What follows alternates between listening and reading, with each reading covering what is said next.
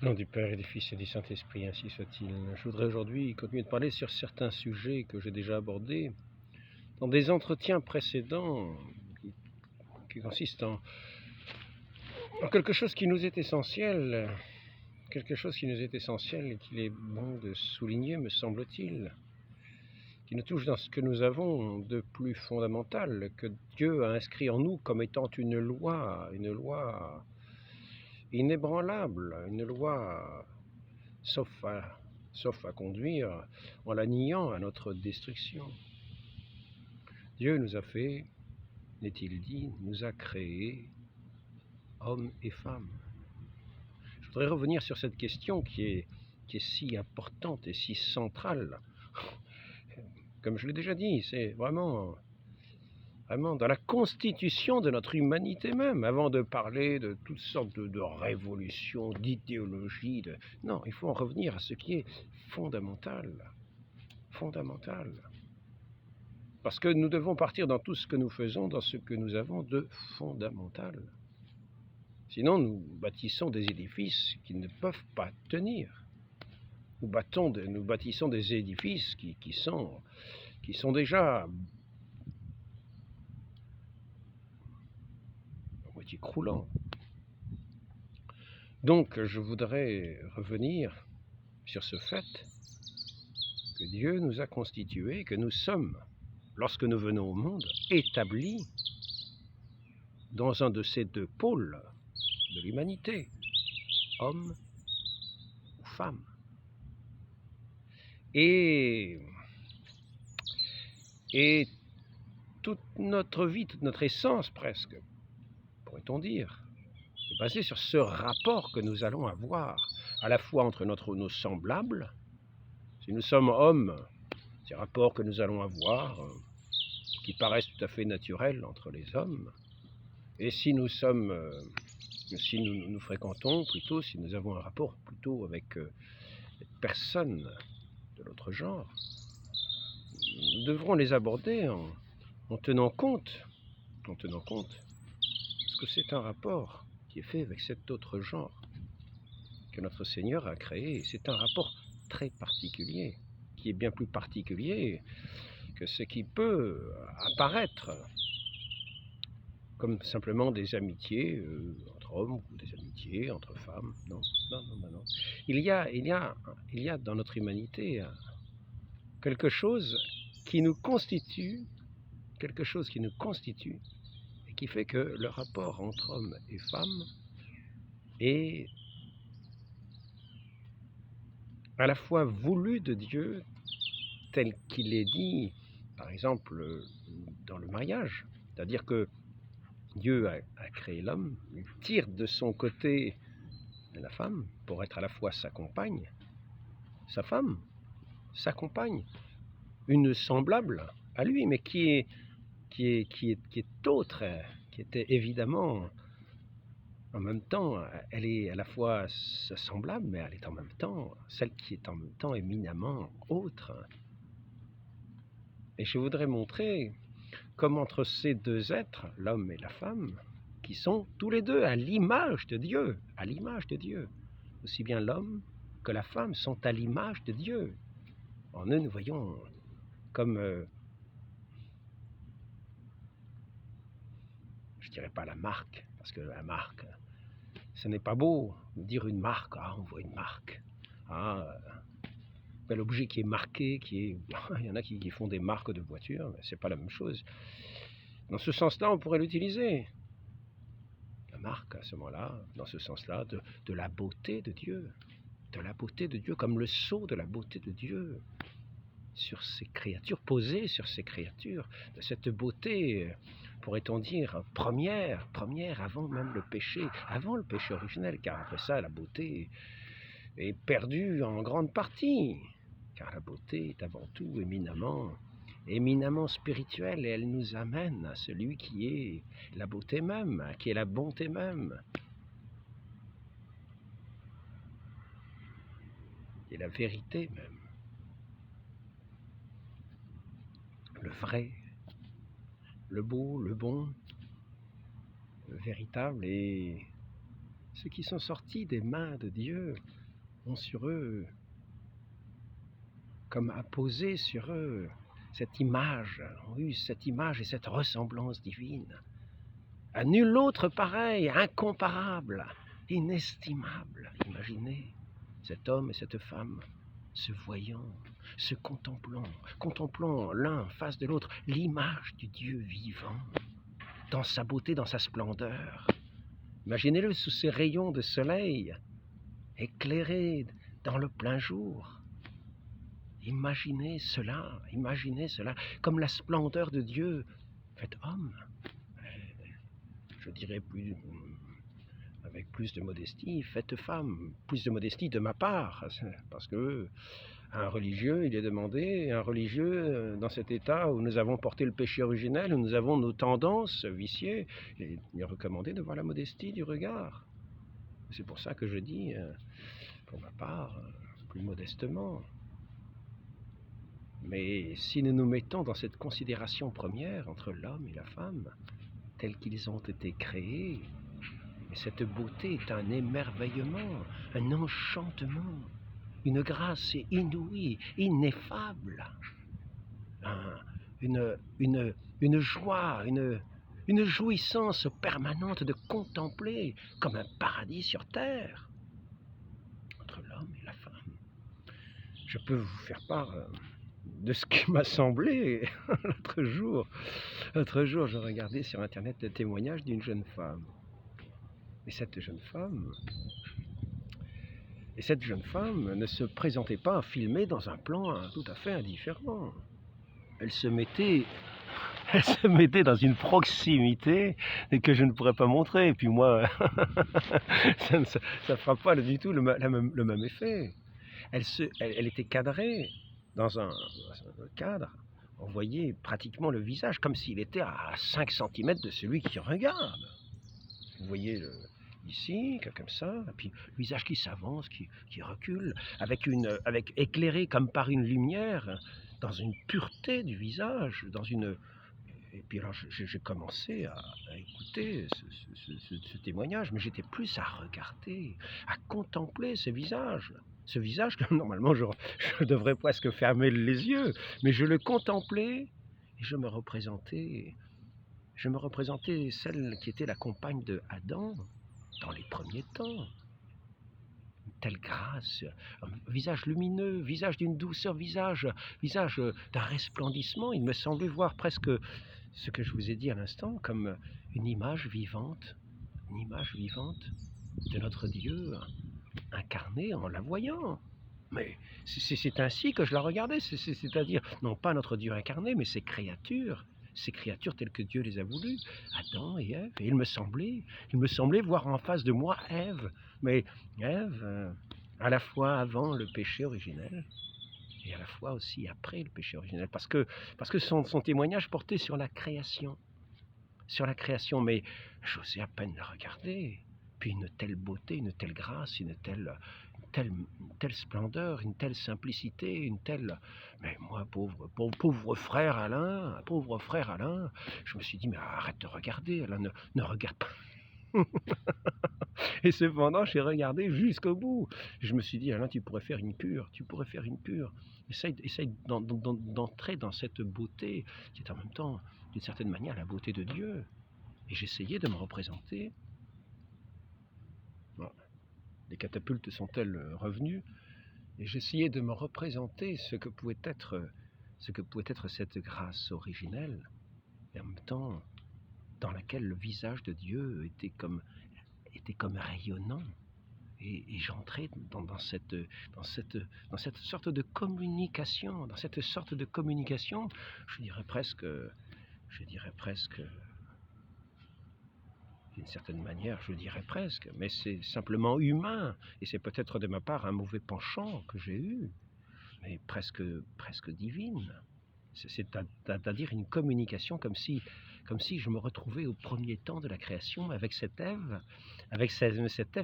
qui montrait sa conversion, d'abord le côté, le fait qu'elle était athée, qu'elle refusait toute idée de Dieu, comme finalement Ève s'était détournée de Dieu. et elle ne le croyait plus en lui, avait refusé d'écouter sa parole et de croire en lui. Et puis petit à petit, elle nous expliquait qu'elle avait comme cela une maladie. Et oui, les atteintes du péché qui sont aussi dans les maladies, les atteintes de ce péché originel qui entraînait la mort, non seulement spirituelle, mais aussi cette mort physique. Adam et Ève sont bel et bien morts. Ainsi je sentais à la fois cette attirance à regarder ce visage de cette beauté que je pourrais dire sublime, en ce sens que il me semblait contempler quelque chose de Dieu posé sur ce visage, à la fois dans cette lumière, dans cette grâce, puis ce mouvement de cette jeune femme qui témoignait de cette naissance dans la foi, dans le Christ, et qui était revêtue, puisqu'elle était revêtue du Christ, de cette grâce. Je l'espère pour elle, car il ne suffit pas de dire Seigneur, Seigneur, et de ne pas écouter son Église.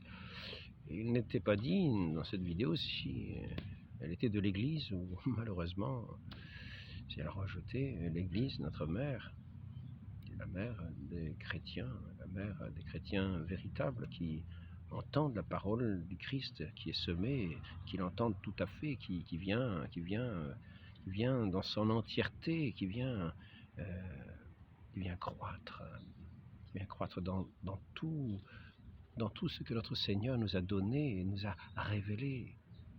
Ce n'est pas une moitié de greffon, c'est vraiment cette parole entière de notre Seigneur qui fait que nous sommes greffés à lui et de son corps qui est l'Église, comme son épouse, comme je le disais déjà l'autre jour, comme l'Église nous l'enseigne. Donc je reviens là à cette expérience. Je voulais vous faire part de cette expérience parce qu'en même temps, je sentais par moments, j'étais comme troublé en regardant ce que je voyais, en entendant ce que j'entendais. Je me disais, mais comment a-t-elle pu prendre une telle vue? Comment a-t-elle pu prendre un tel cadrage, comme si elle était à quelques centimètres de celui qui la regarde? Et cependant, j'aurais pu mettre le cadre plus petit, qui fait qu'elle aurait pu paraître plus lointaine, mais non, j'ai voulu regarder dans ce cadre grand, parce que je souhaitais comme faire un retour dans ce passé, de voir Ève dans ses origines, dans son origine, dans ce jardin du paradis au moment de la création. Et c'est ainsi qu'il me semblait la contempler et voir un rayon de la grâce de Dieu posé sur elle dans sa beauté. Et c'était effectivement magnifique, et magnifique aussi d'entendre que finalement il ne s'agissait pas d'Ève avant le péché originel, mais plutôt après, et dans la restauration de sa grâce dans notre Seigneur Jésus-Christ. Voilà, ce n'est pas, bien sûr, ce que je vous dis n'est pas quelque chose de théologique, ce n'est pas quelque chose de doctrinal, c'est juste un entretien spirituel qui doit nous amener à considérer que effectivement, nous ne devons pas regarder avec un œil de banalité, mais regarder avec un œil de foi ce qui nous entoure. Et dans certains moments, il nous est donné de voir comme cette grâce, comme cette lumière de Dieu qui est devant nous, dans nos frères, dans nos sœurs. Mais là, je voudrais dire, moi, en tant que frère, pauvre frère Alain, j'étais en face de celle qui était l'altère, l'autre, avec qui ce rapport est si particulier. Ça aurait été un Adam que j'avais eu en face. Je ne dis pas que j'aurais été émerveillé de la même manière. Il y a ce rapport entre ces deux êtres qui sont comme deux aimants, que Dieu nous a créés, tels deux aimants, constitués ainsi. Vous remarquerez que les aimants, vous ne pouvez pas les rapprocher quand ils sont tournés d'une certaine manière, orientés d'une certaine manière. Vous auriez envie de les rapprocher, vous êtes comme repoussés, ils se repoussent l'un l'autre, car ce rapport ne peut pas être un rapport qui se fait de n'importe quelle manière, sans enfreindre ces lois de Dieu, sans enfreindre la constitution humaine qui nous a établis comme deux pôles. de l'humanité, hommes et femmes. Et ce rapport ne peut pas être comme si c'était deux hommes ou deux femmes. Cela ne peut pas être la même chose. Ils sont comme deux aimants. C'est pour ça que j'étais en même temps si à la fois troublé en regardant cette dame qui posait son témoignage dans une telle grâce, une telle beauté, et en même temps, et pourtant je ne voyais que son visage, mais j'étais émerveillé, en même temps j'étais légèrement troublé de me dire, mais Alain, qui regardes-tu? Attention, attention à tes yeux, prudence. et peut-être ai-je manqué de prudence, néanmoins j'ai voulu aller jusqu'au bout, et je dois dire, j'ai été stupéfait. Je me suis dit, Alain, passe, essaye de contempler simplement cette beauté que Dieu a mise. Mais attention, il faut être très prudent. Je n'invite pas à faire de telles des démarches. Mais je vous communique ce que j'ai pu percevoir, en écoutant ce témoignage que j'ai trouvé extraordinaire, non pas son contenu avait quelque chose d'extraordinaire, en ce sens qu'il montrait une guérison de celle qui était la pécheresse, qui rejetait Dieu, et qui se trouvait guérie en invoquant le nom de Jésus, simplement en invoquant le nom de Jésus. Elle a senti en elle d'un seul coup ce bonheur, et en même temps elle a été guérie. Elle a été guérie de son mal, de ses vomissements, elle a été guérie de ce qu'elle avait. Je crois que c'était en lien avec la digestion, je ne sais pas trop, depuis des années. Elle a été guérie, elle n'a plus ces problèmes-là. Elle a simplement un jour, elle est passée simplement un jour de cet athéisme, et puis un jour elle a dit Jésus. Et ce simple mot l'a amené à recevoir celui qui est l'amour, et à découvrir celui qui est l'amour et qui s'est donné à lui, à elle. Et en même temps qu'il l'a guéri et de son péché, de son rejet de Dieu et de sa maladie, comme restaurant cette nouvelle Ève. Mais je voudrais dire ici, je reviens à cette image des aimants, il faut faire très attention dans nos rapports. Ces rapports ne se font pas indifféremment. Ces rapports ne se font pas dans la banalité. Les rapports entre l'homme et la femme ne se font pas dans la banalité. Et ils se font toujours avec un grand respect. Si nous ne respectons pas la force de ces aimants, nous allons contre ce que Dieu a mis en nous de plus constitutif, cette force qu'il a placée en nous, nous faisant hommes et femmes dans cette relation, comme deux aimants qui ont une force que vous avez du mal à séparer, que vous ne pouvez pas séparer, car les aimants, si vous remarquez, quand vous essayez de les rapprocher d'une certaine manière, vous n'y arrivez pas. S'ils sont très puissants, vous n'y arrivez pas. Et de la même manière, si vous les tournez d'une autre façon, vous ne pouvez pas les retenir d'être unis. Et c'est ainsi que l'homme et la femme sont faits pour être une seule chair. C'est la seule manière de les réunir. Et dans ce mariage, dans cet amour, dans ce don de l'un à l'autre,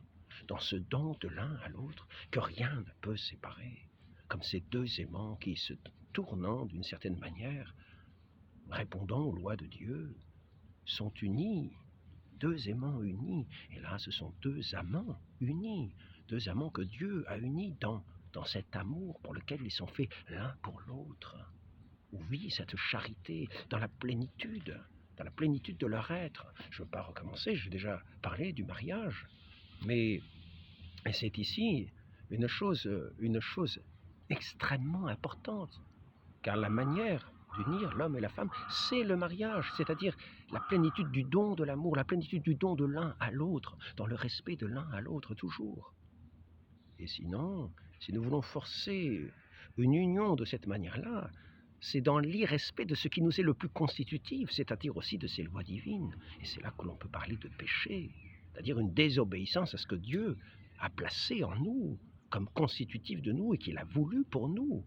Et enfreindre ces lois qui nous font hommes et femmes dans cette relation entre hommes et femmes, c'est enfreindre la volonté de Dieu et c'est entrer dans le péché. C'est entrer dans le péché, proprement dit. Donc nous devons porter la manière que l'homme et la femme doivent avoir de se considérer dans le respect de Dieu.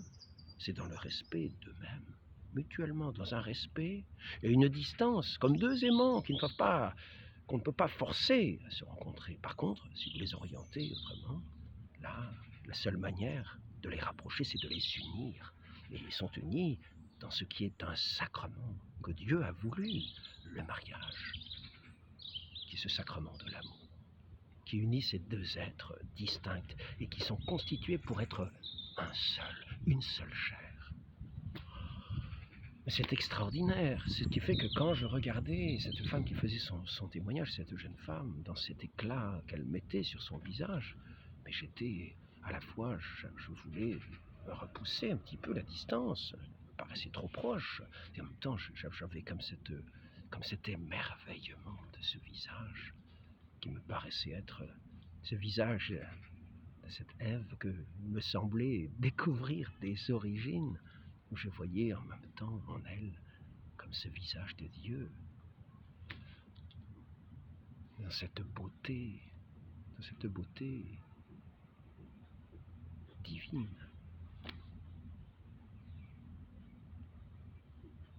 Voilà, je voudrais ainsi dire que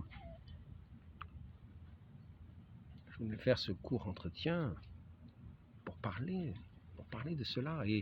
Et si nous voulons enfreindre ce que Dieu a constitué, la manière dont Dieu nous a constitués ainsi, et qu'il nous faut éminemment respecter, que nous devons dans nos sociétés apprendre à respecter dans ces rapports de modestie, d'une certaine distance entre l'homme et la femme, qui ne sont pas amenés tous à se réunir comme deux époux, qui se donnent là l'un à l'autre pleinement, et que rien ne peut séparer, tant la force de leur amour est grande, tant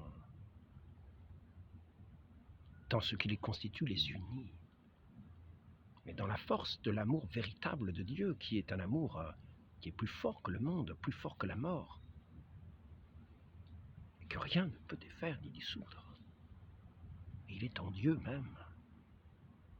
Et dans cette beauté sublime de ces époux qui contemplent l'un le visage de Dieu, dans celle qui lui est présentée, qui lui est donnée pour épouse, et celle qui est l'épouse, qui contemple ce visage de Dieu dans sa beauté, dans son éclat, dans son époux.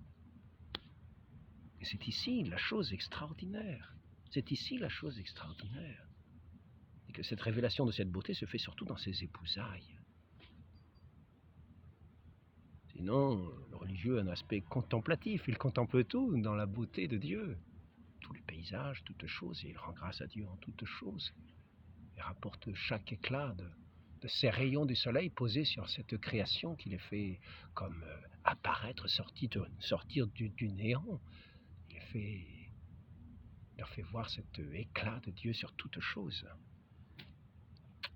Mais maintenant, je voudrais dire, prenons bien garde de ne pas vouloir détruire ce qui nous constitue ainsi si fortement dans notre identité d'homme, de femme,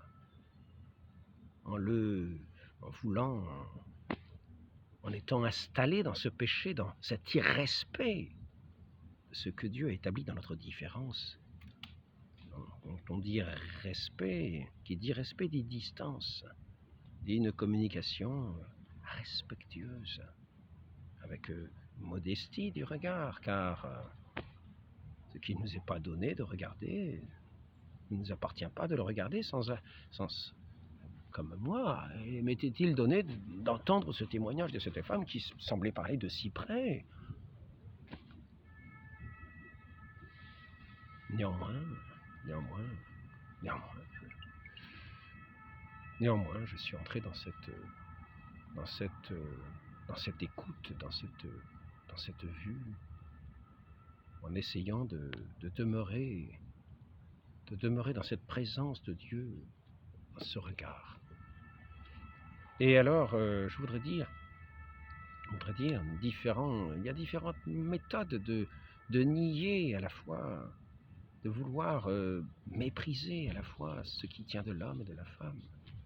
Il y en a qui vont vouloir établir ce rapport de ces aimants qui se résistent, qui s'opposent d'une certaine manière et qui demandent la modestie et le respect. Modestie et respect mutuel. Par exemple, dans la prostitution, ce n'est pas le rapport d'un homme et d'une femme. C'est le rapport de quelqu'un qui a de l'argent avec le rapport de quelqu'un qui se vend comme un objet. Elle n'est plus la femme ici, dans ce rapport de prostitution, n'est plus la femme. Elle est un objet qui se vend. Un objet qui se vend. Et là, nous entrons dans l'irrespect total et de la personne et de Dieu, dans ce qu'ils sont, dans ce que Dieu a mis infiniment respectable. Nous sommes dans le mépris total de la création de Dieu, de la beauté de Dieu, de l'œuvre de Dieu et de Dieu lui-même. Un rapport d'asservissement, un rapport de force, un rapport de... toutes sortes de rapports mauvais, entachés de ce péché. Et comme nous sommes morts spirituellement, il est sûr que nous ne pouvons plus considérer, nous sommes déjà abattus, nous avons perdu notre constitution de l'âme, nous avons perdu notre rapport à Dieu. Et cependant, nous sommes toujours constitués ainsi, mais la perversion fait que nous forçons le rapport entre l'homme et la femme, nous forçons le respect, nous brisons le respect, nous forçons le respect. Et ces relations sont établies non plus pour fonder ce que notre Dieu nous a donné de fonder dans notre humanité, mais pour rompre tout rapport vrai, véritable, tout ce qui peut se bâtir de solide. C'est le mépris partout, la dissolution. Je voulais juste à nouveau aborder ce sujet,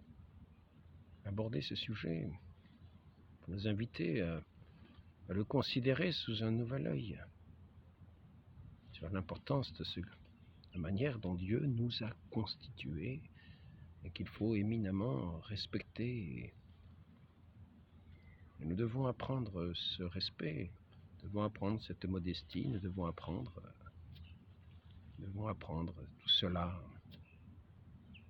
dans les familles, à nos enfants, pour les transmettre afin qu'ils puissent grandir avec cette connaissance, dans la connaissance de cette nécessité de notre être. Demande à la Vierge Marie de respecter toujours ce rapport pour ne pas entrer dans une relation de péché, dans une relation qui blesse la chasteté, qui offense les personnes, qui meurtrit l'humanité, d'une dépravation qui peut entraîner des dépravations graves et une offense à notre Créateur. Demandons cette grâce à notre Mère qui est aussi notre éducatrice,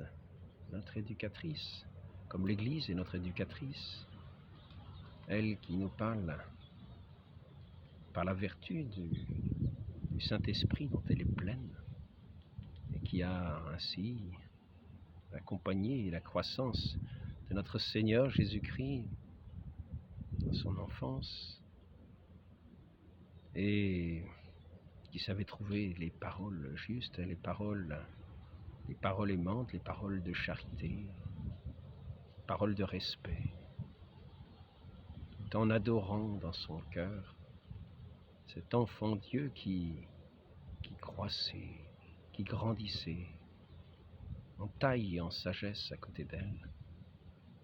Elle, cette nouvelle Ève, que notre Seigneur, comme enfant, pouvait contempler près d'elle, comme une image vivante, elle aussi, de notre Dieu, comme une image vivante de cette nouvelle Ève, sans péché, sans les atteintes du péché, dans la beauté pure, dans la modestie, dans la pureté même, dans l'éclat même de la lumière divine. Et Saint Joseph, le très chaste époux, était aussi celui qui était donné comme époux, la Vierge Marie, comme époux, dans une relation de chasteté, elle qui s'était consacrée à son Dieu. Et Saint Joseph a respecté cette consécration. Entre eux, il y avait cet échange pur et chaste, dans cette continence et dans cette vraie charité. Il les faisait s'apprécier, se respecter mutuellement l'un l'autre.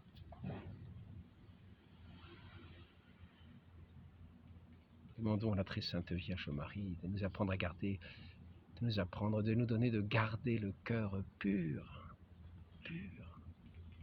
des atteintes du péché, et dans la joie de la résurrection de son Fils qui a vaincu tout péché, qui nous a obtenu le pardon, qui nous obtient le pardon lorsque nous tombons, afin de nous rétablir dans cette grâce divine, dans cette vie de charité, cette vie de respect, dans cette vie de modestie, dans cette vie de douceur, dans cette joie, dans cette pureté de cœur qui nous fait contempler Dieu. Ainsi soit-il. Au nom du Père et du Fils et du Saint-Esprit, ainsi soit-il.